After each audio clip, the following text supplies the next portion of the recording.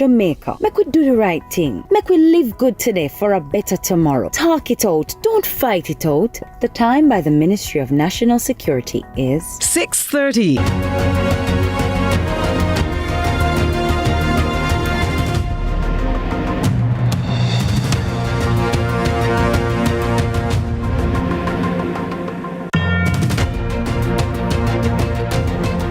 There's a rising tide of dissatisfaction as it relates to access to Jamaica's coastline. Who really owns Jamaica's beaches? Tonight, the fight to access takes center stage as residents of Providence and Flanker in Montego Bay head to court, challenging developments they say have fenced them out of the sea. It's a case that could redefine public access to Jamaica's coastline and raises serious questions about the people's rights. This is Lead Story.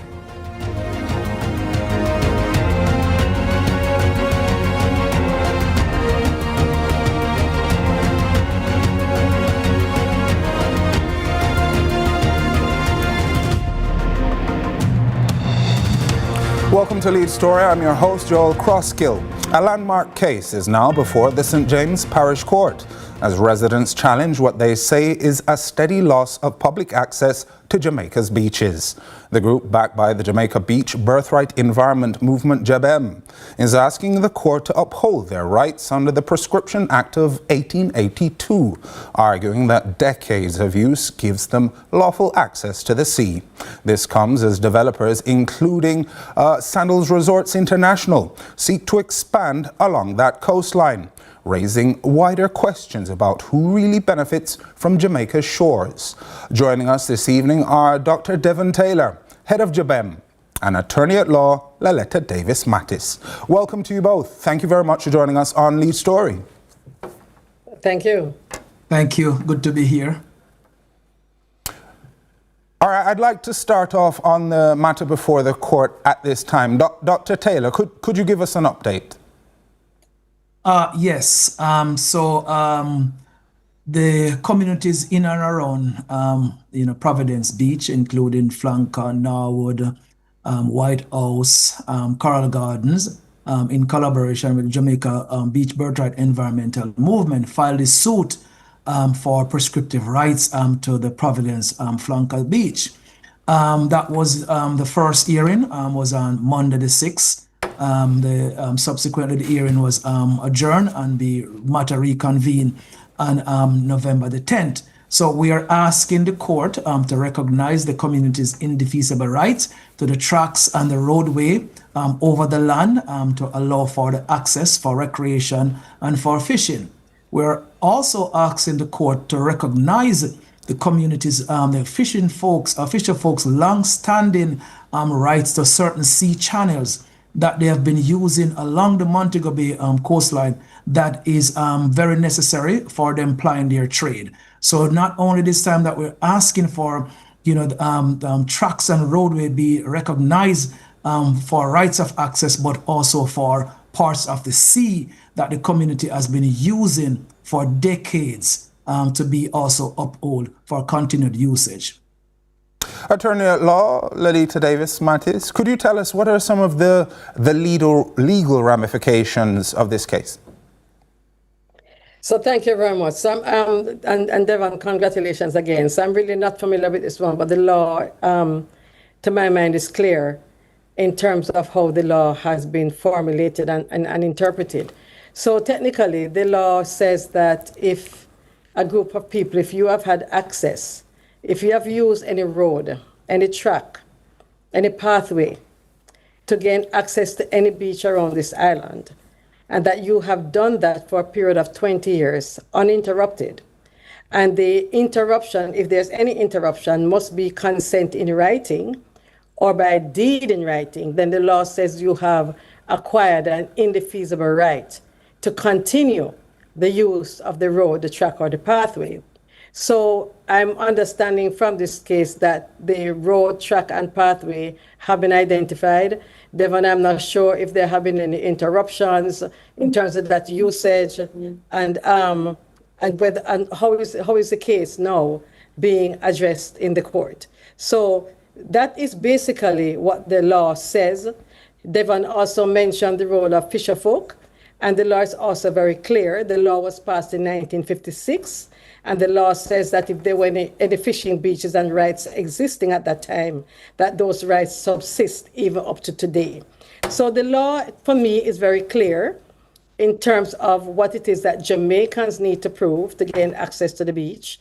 And I think the question is more one of policy, and that would be government policy, that would be how our regulatory agencies uphold these, what I would call rights of the public, and what it is that as a nation we really want to see done about all of this. All right, we'll get into the ebb and flow of the discussion on the other side of this break. This is Lead Story.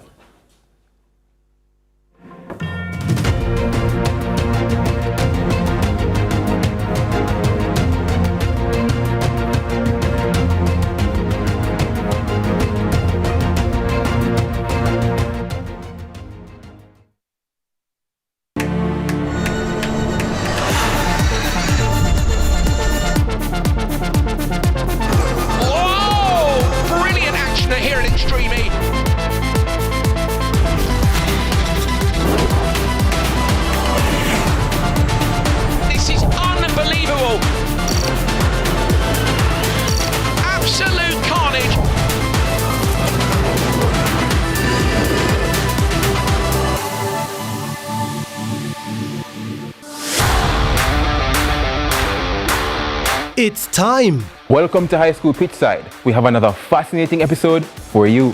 More matches, more big clashes. Let's talk about some of the big rivalries coming up this week. More of your favorite features. And trust me, you won't fall asleep in this history class. And of course, we always want to hear from you. Hear from your alma mater's players and coaches in Team Talk. You know we can't leave you out.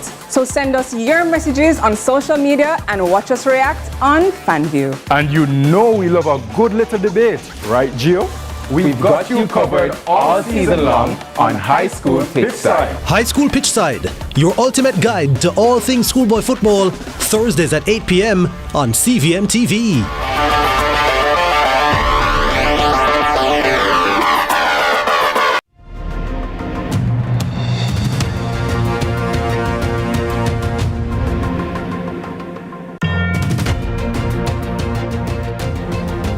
Welcome back. This is Lee's Story. We're still looking at the vexed issue of access to the beaches for Jamaican nationals, counterbalanced by development with a rapid expansion of hotels along the coastline. We're joined by Dr. Devon Taylor, head of JABEM, and attorney at law Letta Davis Mattis.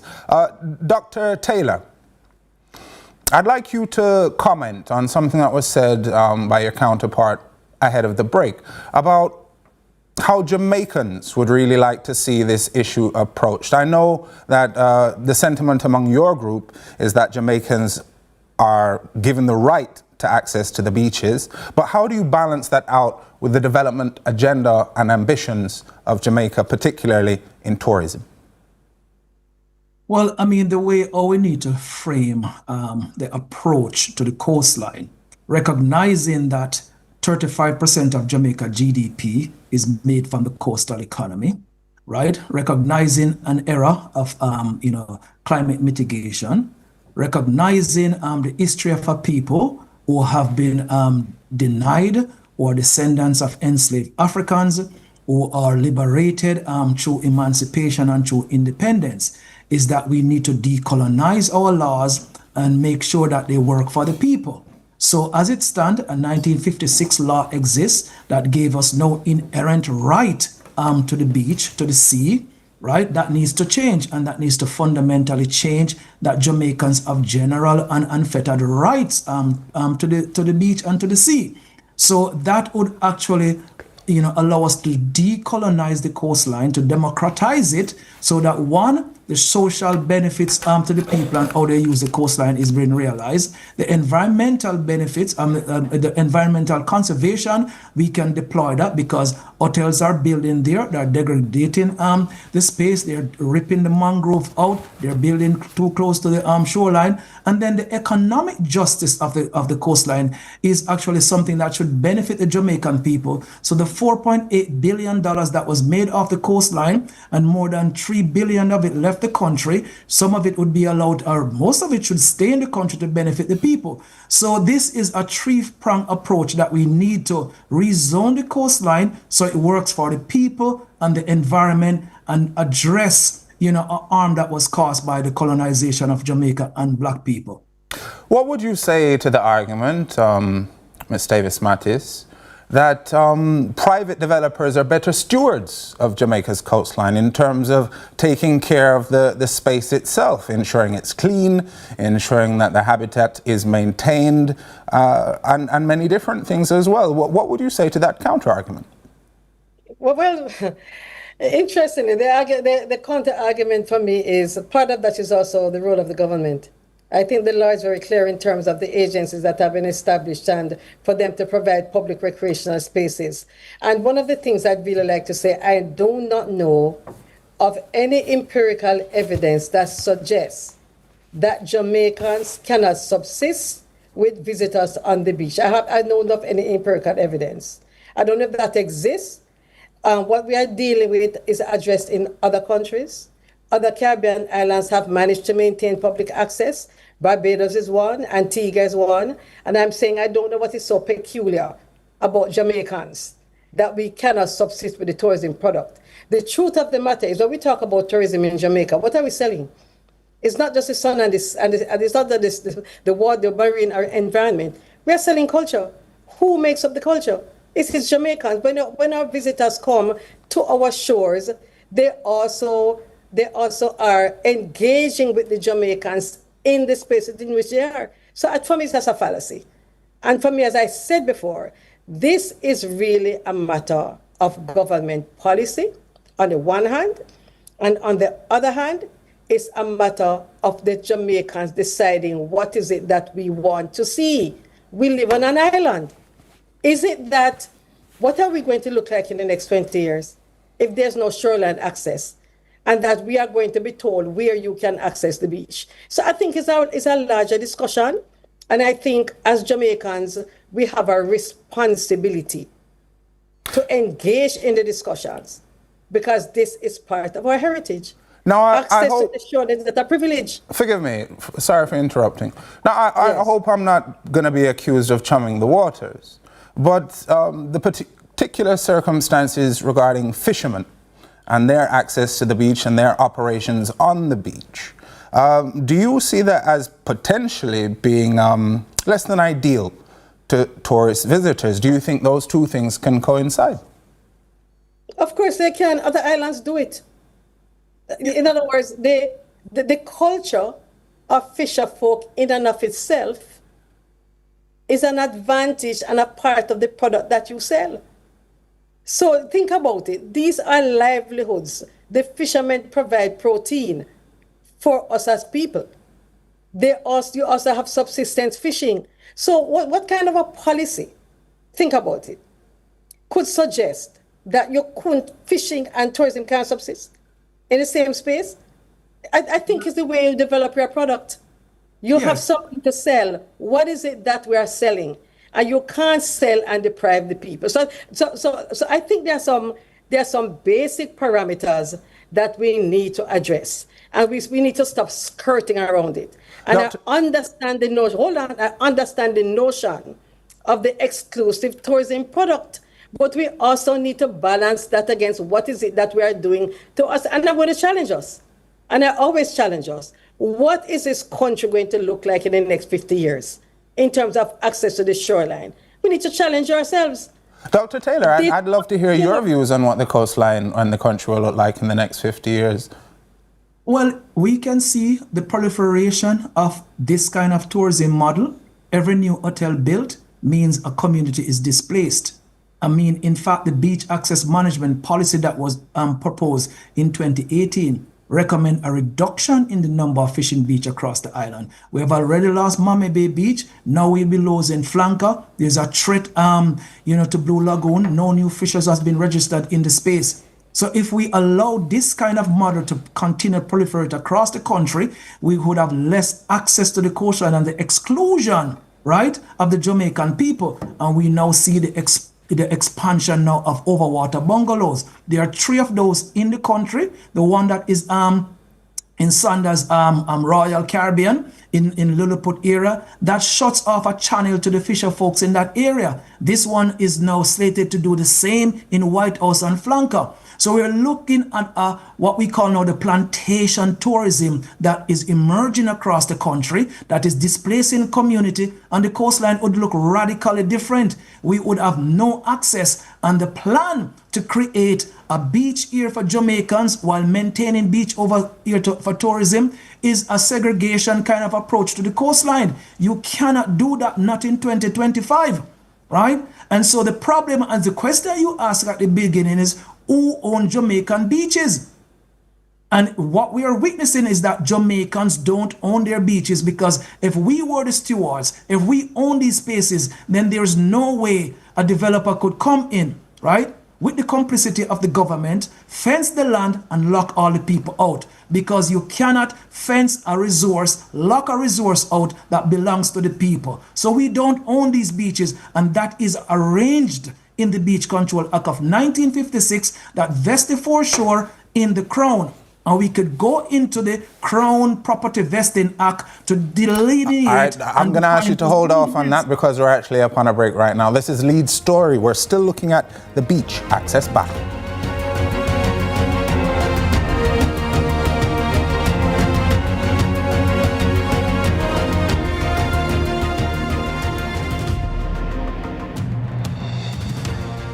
We work hard to develop state-of-the-art security solutions like our new Total Connect smart home automation system that gives you 24/7 access to control your appliances, lights, cameras, and doors using your smartphone, tablet, or PC. As the most trusted electronic security company in Jamaica, Hawkeye has the fastest response times to get to you when you need us most. Trust Hawkeye's Total Connect. Hawkeye, securing what matters most.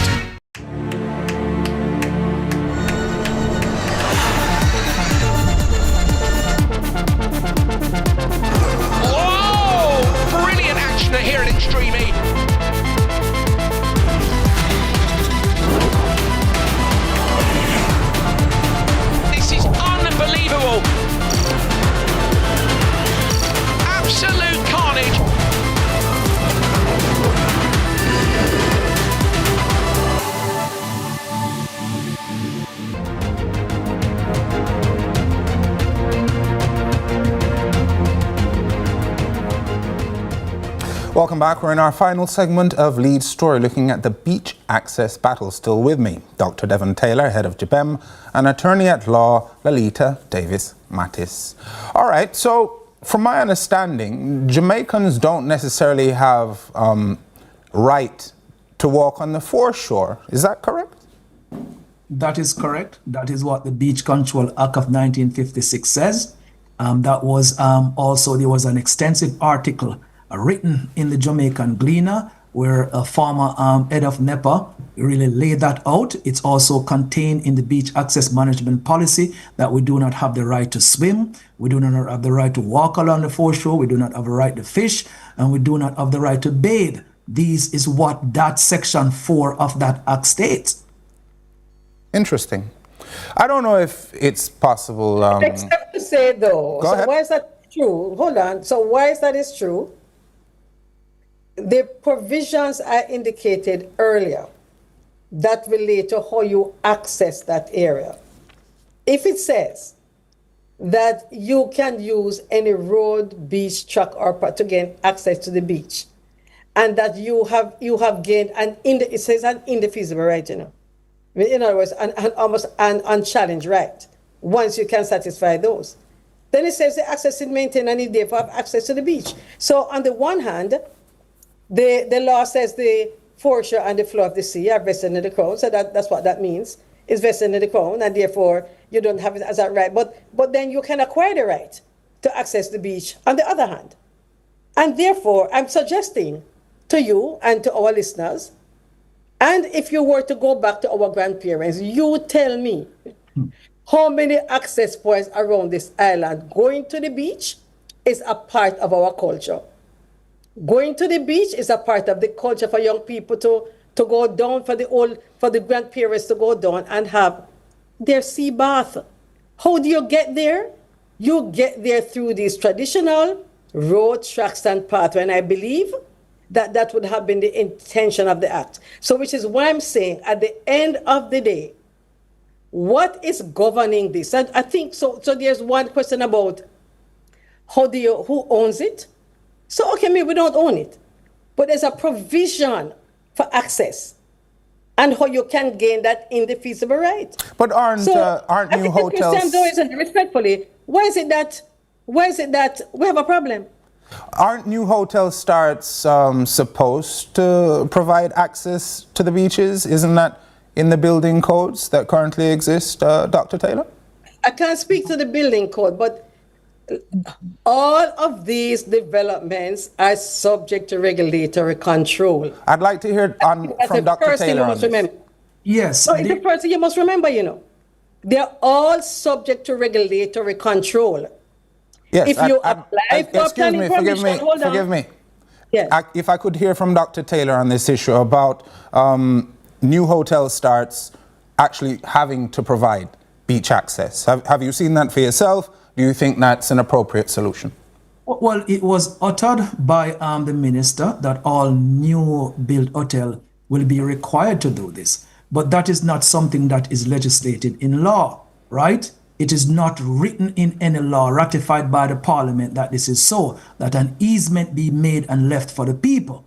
That is not law. Now, I agree with Lalita's view that we have customary rights for every single beach across the island. That is what empowers what JABEM is doing in collaboration with communities across the country to use the 1882 Prescription Act to go before the court and prove these things. So the law also creates this burden and this hurdle for the Jamaican people that despite we have this customary right, we must prove it before a court. So this again put us in a kind of colonial construct where we must prove that we were taking these tracks and roadways. This is why it must be inherent, it must be general, it must be unfettered, and it must be indefeasible, and it must be really, represented in the law. And that is what we're asking for the legislative change to recognize this. Because the burden is too high for communities to find lawyer to go before the court and prove this. And we need to fix that legislatively. Hotels are not mandated. No law exists on the book that they must do this. And because this space is vested in the crown, and in addition on that, the Beach Control Act now gives the government, the power to lease these spaces. So the government control them. As a matter of policy, they lease them, and because land right is recognized in the Constitution of Jamaica, you now can fence your property and provide no access for people to get to the foreshore. So we have to fundamentally change that, because my brother, believe it or not, right, what vestation in the crown translates to, it means that, and it's very clear when you look at the Vesting Act in Section 4, that these things are held in trust for the crown and the successors, His Majesty or Her Majesty's successors. So it is very clear, and this can only be changed through legislation in the country. Councillor Davis-Mattis, do you think it's morally reprehensible to have parts of the coastline in private hands? So I think that's a two-part question, because remember, what is actually in private hands, is the land, not the ocean. And therefore, the access to the ocean is over the land. So if you purchase your property goes down to high water mark, basically. The issue really is, when I purchased that land, if there was a traditional access point, am I allowed to block it off? And does my development permit allow me to do that? And does the government, through its regulatory agencies, have any obligation to maintain those access points? Or, as Dr. Taylor is saying, do you now say to the public, if you want to retain the access point, you need to go and find counsel and you need to fight for that right? That's really what this boils down to. And therefore, for me, the solution is, Devon talks about legislation. I think that's important. I also think planning is important. And when we now say that for every new hotel, you're going to ask them to provide 4 spaces, is it that you are using traditional access points, or are you asking them to now create access points over their land that there was no access point before? That these are the discussions that we need to have. We only have a few minutes left. I'd like to raise one issue. We only have a few moments left. I'd like to raise one issue. Is river access a similar right for Jamaicans? So river access is, we call it riparian, right? So if the river runs through your land, you have certain domestic rights to the river. And that in and of itself sometimes causes problems because you also have commercial activities on the river that also affects other people. So those matters also become litigious. But you do have domestic rights to use the water that flows through your land. But you don't. But the water is not yours. Yes, and you do not own the river. Right, it's not yours. The thing surrounds land rights. And I will add just quickly that because the foreshore is vested in the Crown and the Crown is set up as a trust, then that is the private ownership of the king. And so it is not that, the beach is public land. That is not so. Not the arrangement that exists in Jamaica. That is vestation in the Crown, and Jamaica is as a king. We are not free from the king, so it is the king's space. And the king made that clearly because the king appoints the commissioner of lands. And the commissioner of land is appointed directly by the governor general, of course, that sits in the National Land Agency, and the executive branch operate that space. But those arrangements are very clear in the Crown Property Vesting Act of 1960. So there's a lot of entanglement that we need to do to make